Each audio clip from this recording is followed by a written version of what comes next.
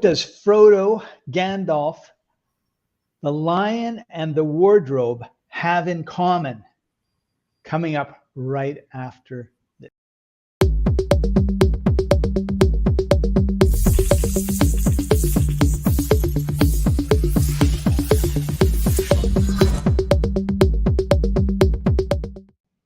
Welcome, everybody. This is Books Cafe, sponsored by free-ebooks.net. I'm your co-host, Scott Paton. Joining us is Chaffee-Thanh Nguyen. Hey, Hello. Chaffee, how are you doing? Hey, Scott. Awesome. How are you? I am doing terrific. So we are sponsored by free-ebooks.net. And, oh, yeah, I'm at the right place. Let's just bring up the site. First of all, it's free. Woo! Yeah, you can get 5 free ebooks to download and read. You can't sell them, please. Every month. And if you join our VIP, it's unlimited. But as you can see, we have tons and tons of categories. And the one that I really want to point out right now is this one over here, children's classics. If you'll see, there's audiobooks that are children's classics. There are classics that are children's classics. But if you go to academia, there's no children's studies. If you go to nonfiction, we don't have any nonfiction children's story. Even if you go to fiction, you will see that there are no children's fiction. And that's a really, really sad thing, as you can see from down there. So we have added not one, but two categories. One is children's pictures books for those authors that have books full of pictures for children to look at and go Google Gaga and chew on. But there are also people that like to write full-on novels and stuff for children. And so we've got that as well. And of course, we do have the little youth here, but pretty soon it's going to be, like I was hoping actually today, but we talked to our programmer. He said, no problem, it'll take me just a few minutes to do that. So within no time, you're going to be able to get children's books for your kiddies. And if you missed any of our exciting episodes, which way am I supposed to be pointing? That way. We have the replay on the main page. And if you go down a little bit further, we have our best books overall. We have must-read detective novels. We have our best books of 2021. And entrepreneurs, you've got books. Gary Whitmore has got a bunch of great books for you to read. And so is Alina Udria. So I got a question. A question. We also have latest arrivals. And speaking of latest arrivals, we have a question. That's my question. If I'm an author and I want to submit or put a book on your site, can I do that? And if so, how? Yes, you can. And it's incredibly easy. Just go up to here, read 5 books free, put in your email, click I am an author. You'll be put onto our special authors only email list. And then I want free ebooks. Once you get in, look at your profile page. We really strongly recommend authors take the time to put a headshot, make sure you comb your hair and all the rest of it, look good, like Chaffee does right now, and then fill out all your stuff. Now we get 220,000 visitors a week, which means that this site is what we call a high authority site. Now it's not as high authority as Amazon, but you'll be happy to know that all the links on the site are what we call do follow, which means when Google sees the link, it checks the link out, it goes to whatever page is linked to, and it takes a look.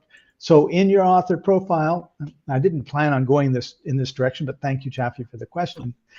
Put your Twitter, put your Facebook, put your LinkedIn, put your website, put your podcast, put your YouTube, put your Rumble, like whatever you've got, like stick it in there, and then put in a nice bio about what it is that you're doing and everything else. And I would recommend, if you have a bunch of books, we don't mind if you put links to Amazon to your books for sale on Amazon or Barnes & Noble or Goodreads or wherever it is. Go right ahead, because we're all about supporting the authors, helping you grow a community, help you get exposed so that when you go to Madison Avenue to talk to the book publishers, you can say, hey, we've got 10,000 downloads of this book. We've got 14,000 downloads of that book. We've got this community. We've told those people to go to our Facebook group and join. And I have 10,000 people in my Facebook group. And now they're going to want to talk to you. If you've got like one download and that was your mom and two people in your Facebook group and that's your brother and sister, then they're not going to be interested, right? You need to create that community. And it's really easy to do. If you have a PDF version of the book that you want to give away for free, we will convert that into Kindle version and a text version and all sorts of, because people have all sorts of different ways that they read books, right? So we convert that. If you've already converted it, hey, we're really appreciative of it because, you know, the site is free for you and it's free for the readers. And if we can save a few minutes here and there because you've gone and done the extra work for us, that's awesome. You have a really nice cover. Upload the cover, upload the book, a little description of it, some keywords. Make sure you pick the category. So if it's a children's picture book, don't go and write sci-fi as your category, unless it's a sci-fi children's picture book, in which case, like, fine. And yeah, and that's basically. Scott, in the spirit of full disclosure, because everyone loves full disclosure, right? Except for the government, of course.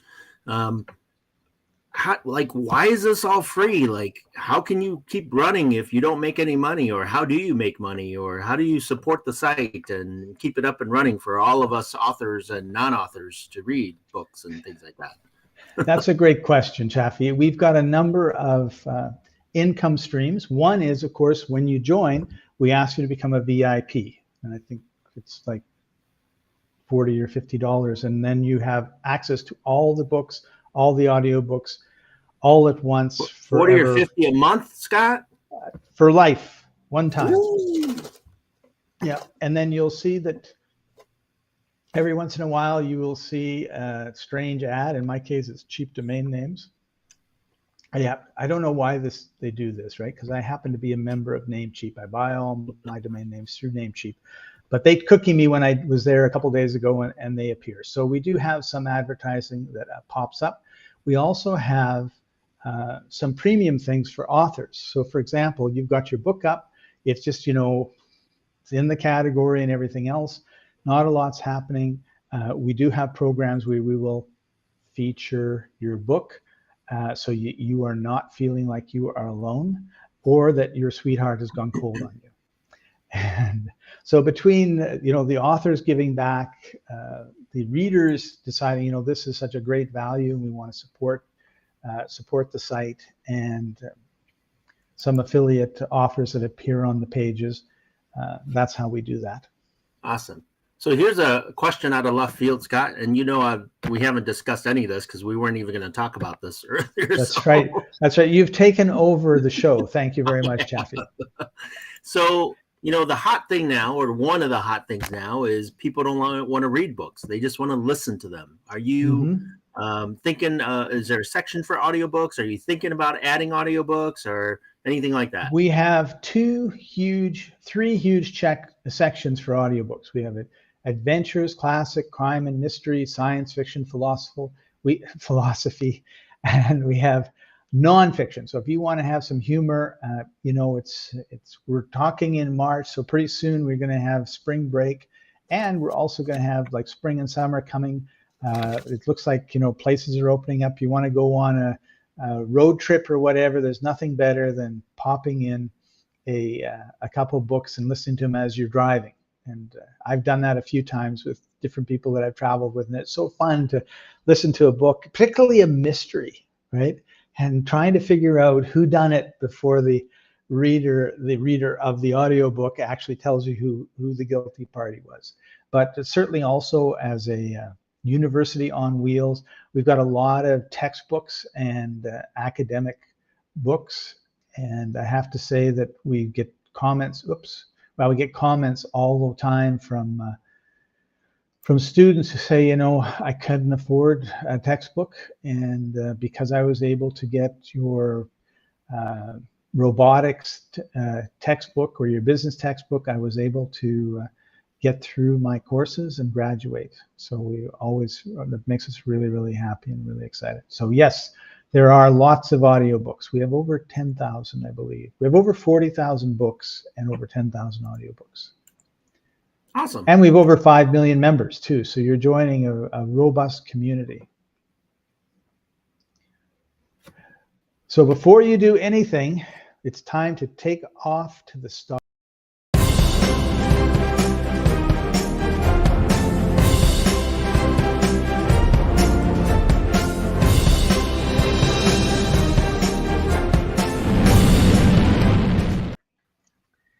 All right, we're back. You cut yourself off too, Scott. You know, this was so slow before, and they speeded up their servers or something, and I just get cut off. I guess I'm gonna have to count to 2 before I hit the video. So before I forget, don't you forget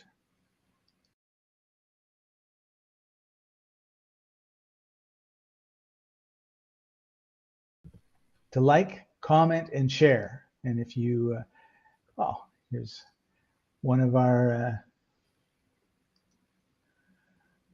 watchers. Hi, Denny. Hello. She's in Colombia. Good to see you. So yeah, so there is a comment section wherever you're seeing this on Facebook or YouTube. If you put the comments in, we see them. If you have a question, make sure you ask your question. Chaffee and I would be delighted to answer that question if we can. If we can't, we'll give you our best shot. So Chaffee, what do Frodo and Gandalf and the lion from The Lion, the Lion, the Wardrobe, I forget what the name of that book was now. And, The Lion, the Witch, and the Wardrobe? Yeah, so what do the wardrobe and the lion have to do with Gandalf and Frodo? I think I know this one because didn't we discuss this last week?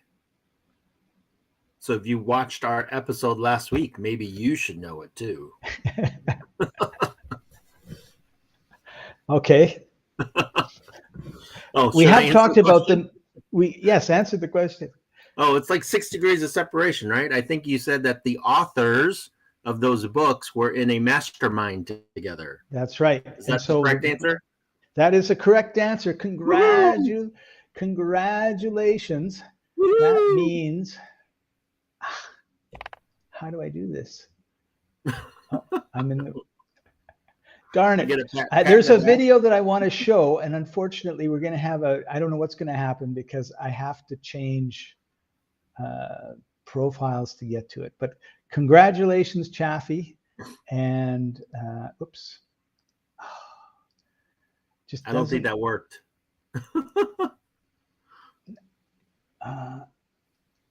I thought I could do it here. No, I can't. I guess I can't. I didn't do it here. All right. I have a video of people clapping, but unfortunately I don't have it in Melon. I have it in StreamYard. So darn, I was going to have this big applause for you. So the reason that I brought them up was networking. Chaffee is an expert on networking. And so the mastermind, of course, is a group of people getting together for a common cause and common purpose. But they never get together if someone's not networking and bringing them together. And one of the things that I think that authors, this is an author-centric episode, as you can probably gather by now. But one of the things that authors stereotypically is loners, right? I mean, you have the cabin, the fall, the beautiful mountains, and then they're ticking away on their typewriter with the fire going on in the corner, right? And they're alone. And of course, that's probably why they have so many horror and mystery stories, because they're all by themselves and the sounds. But anyway, if you want to be a successful author, probably writing the book is a small part of being successful. The big part of being successful, of course, is being able to network, to find the right people, get in front of the right people so that they can help you get your book in front of everybody. And so that's what I wanted to talk about today, Chaffee, with you, is a little bit about networking. Awesome. Yeah, so let's start off with, how would you describe networking?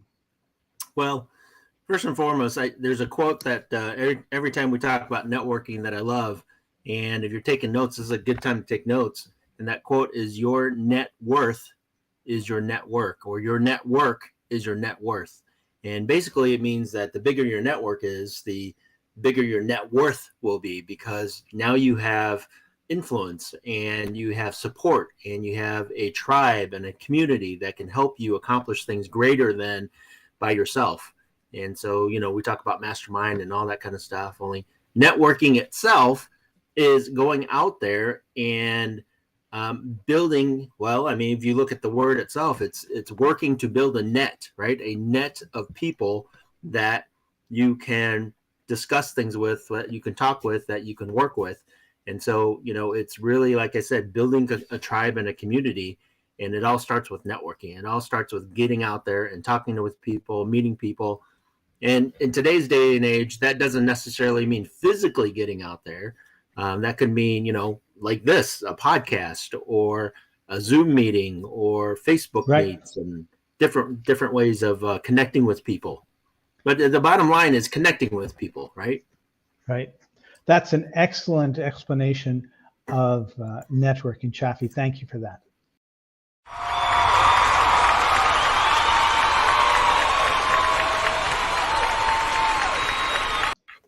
You worked hard to find that, didn't you? Yeah, I did. It may take us a little while to get everything going the way we want, but we're not giving up. Which I guess is another aspect of success as an author, right? Is not giving up. And one of the reasons that I bring that up, I didn't mean to bring that up, but I had an email from a friend of mine in Kenya about 3 days ago, and he said, I feel like I've tried everything and I'm just giving up. And I said, well, keep going, right? Like, don't give up. If you give up, then you've lost. But until you give up, you're still in the fight. And who was it that said? Well, I mean, go ahead. I'll just finish it off with who was it that said, every time you get knocked down on the mat, just get up. And someone said that, right? Oh, because we all get knocked.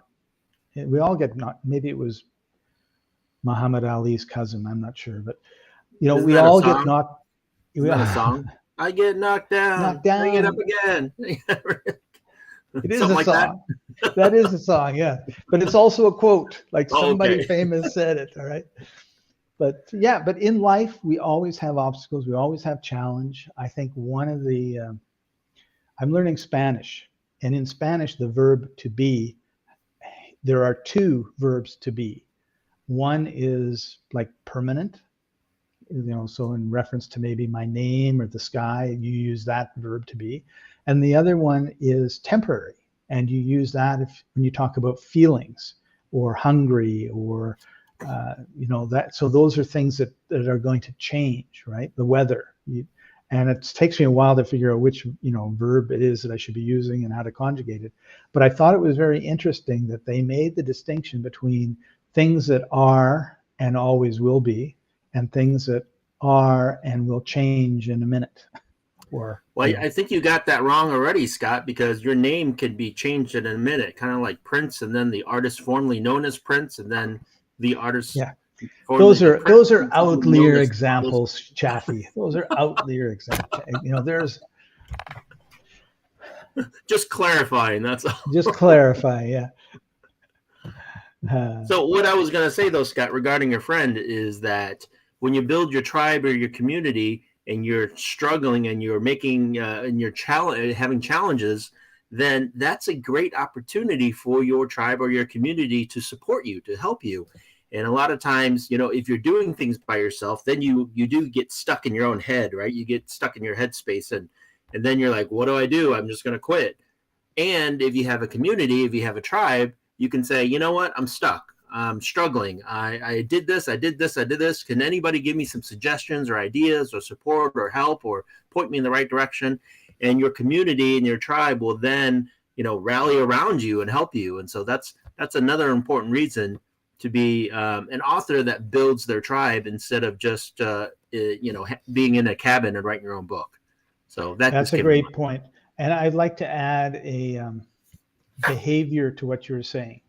Right. So when you go to your community and you say, I have a problem, when they start talking, stay quiet unless they ask a clarifying question, and then say thank you. I've been in a few situations where it's like being sucked into a black hole where the person says, oh, I have this problem. Can you help me? And I say, okay, well, what's the problem? They say, and I say, well, do this. Oh, I did that. Well, do that. Oh, I did that. Or no, that won't work. And all of a sudden you're getting into this sort of argumentative thing. And then it's kind of like, why am I wasting my time talking to this person who's obviously stuck in there. I can't do it. I'm, poor me. And they Well, don't. that's a Last thing they. great way to lose members of your community or your tribe because you're driving Yeah. them away. Yeah.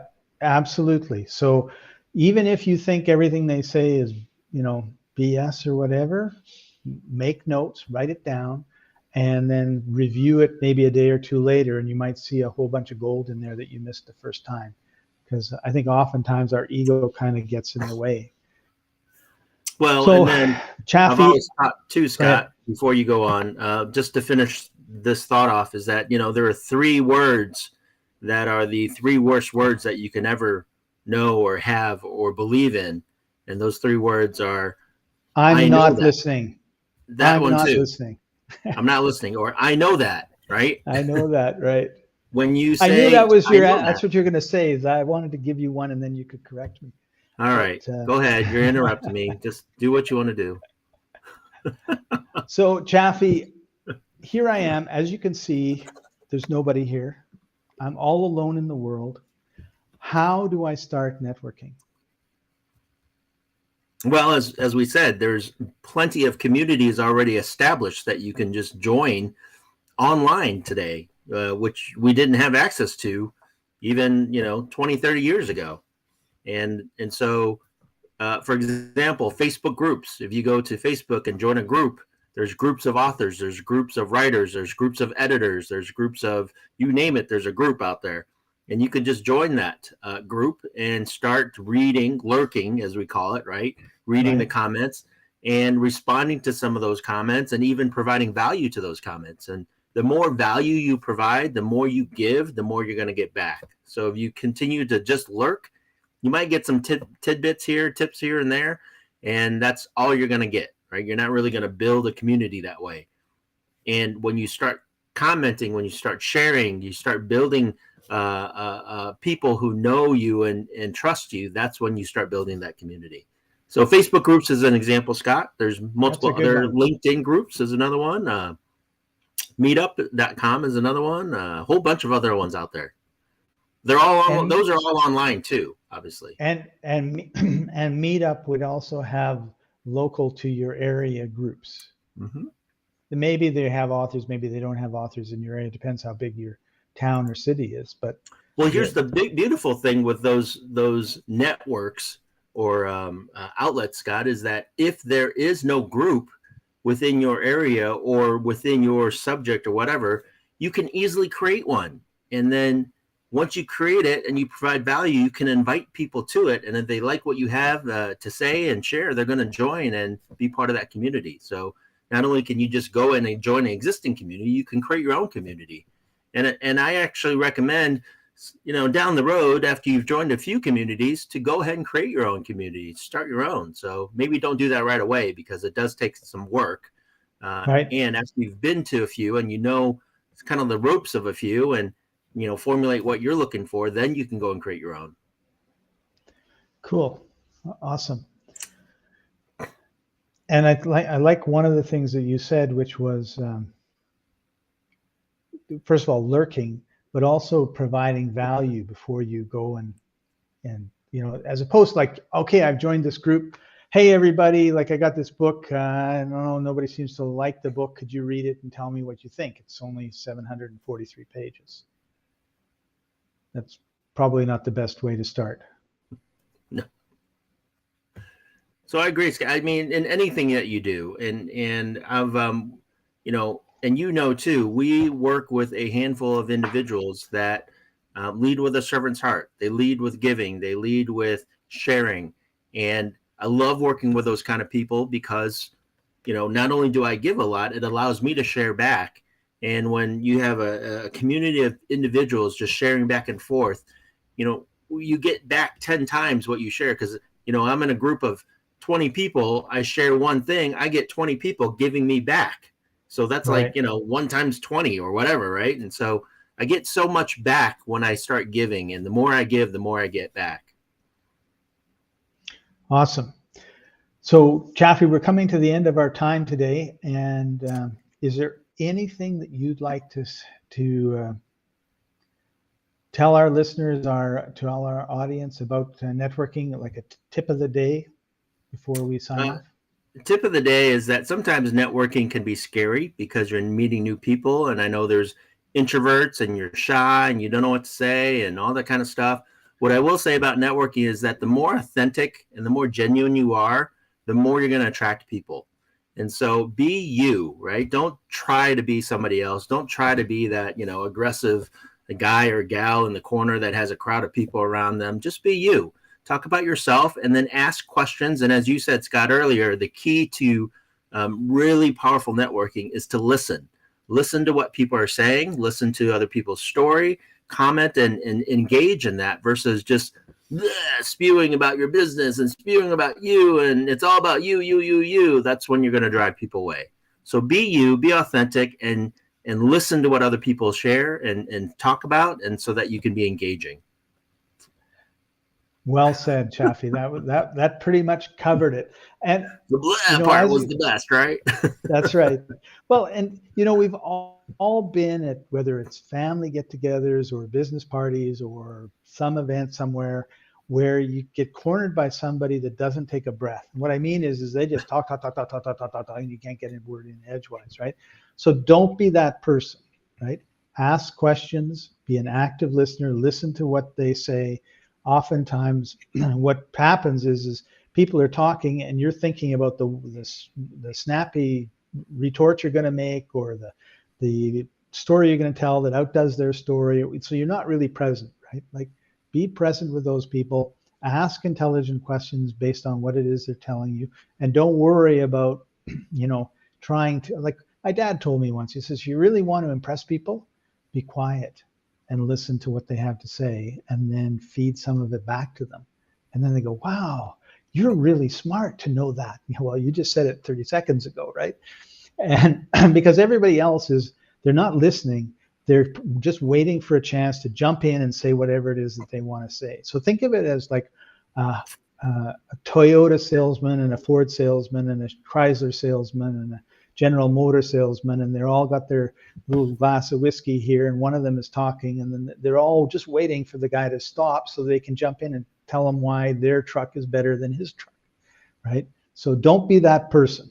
You want to be, tell us more about this, like what, and then you're going to find everyone's going to be like relaxed, opened up. Wow, you're really interested in me and what I have to say, which is such a rare thing. You're going to stand out. And then you begin to develop those relationships and friendships. And then all of a sudden doors open. I think that's the key to the networking part of this, right? Is you don't know who's going to open a door ever, right? Could be someone you know in 20 years. Could be someone you just met tomorrow. And who knows, right? So you want to be open to that. You want to develop the relationship. You want them to be authentic.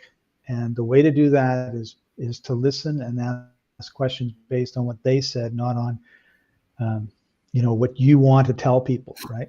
And it's a difficult thing to be quiet.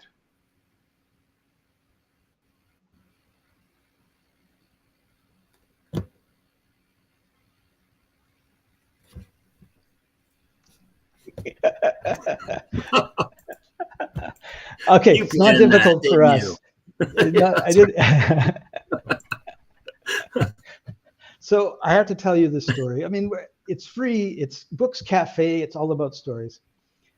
About 30 years ago, my best friend I was a grocery store manager. My best friend sold Purina dog chow.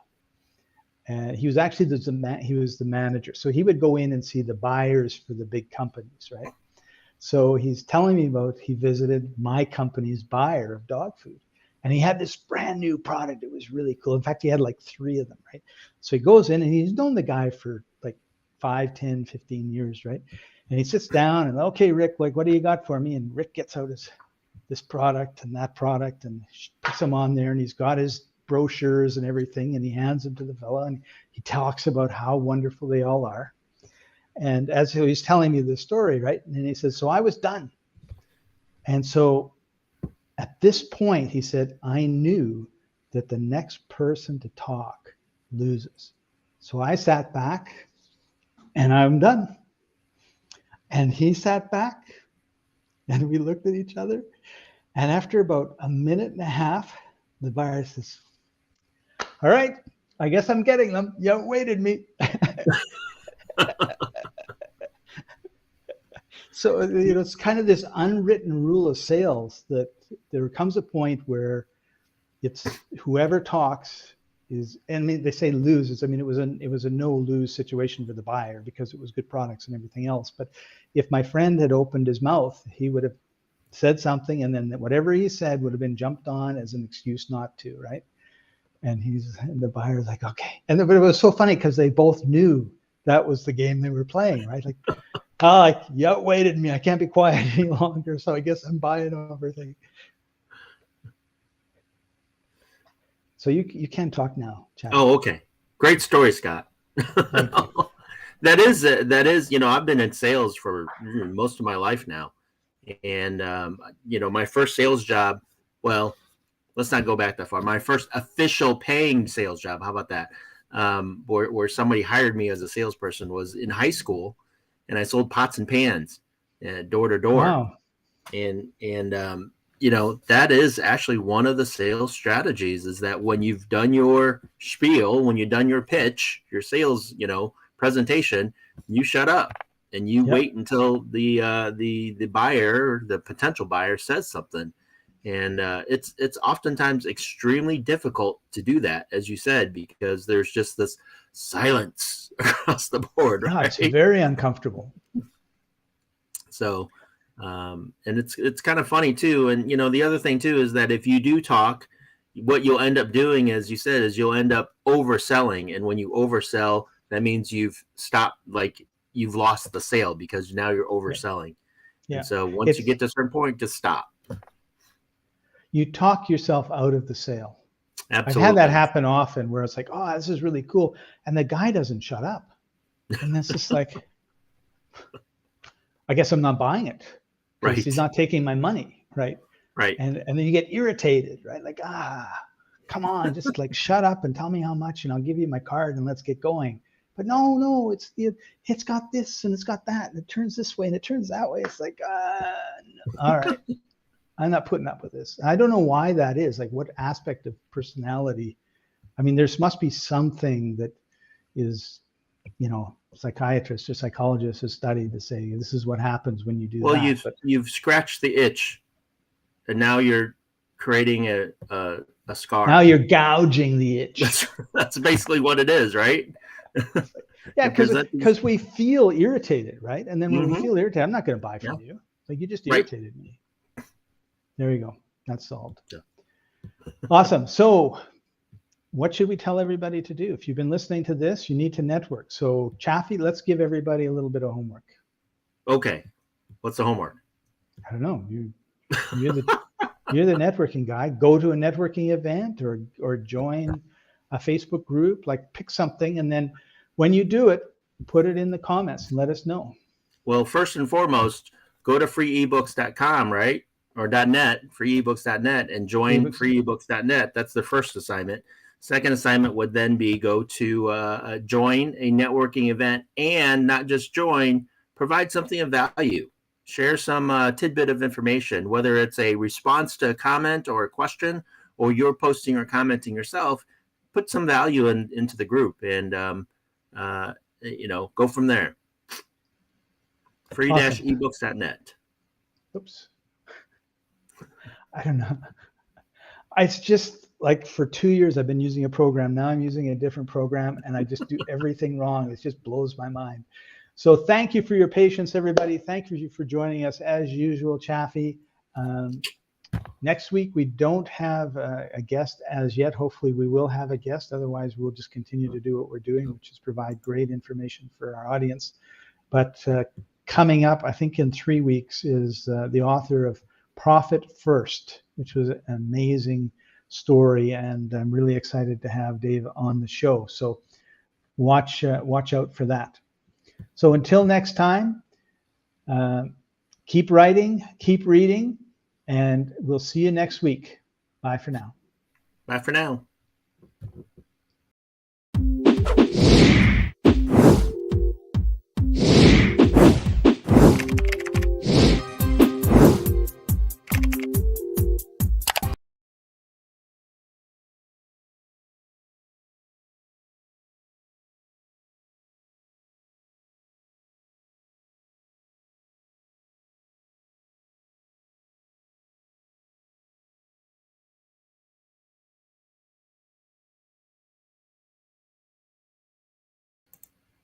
Oops. Good job. How was that?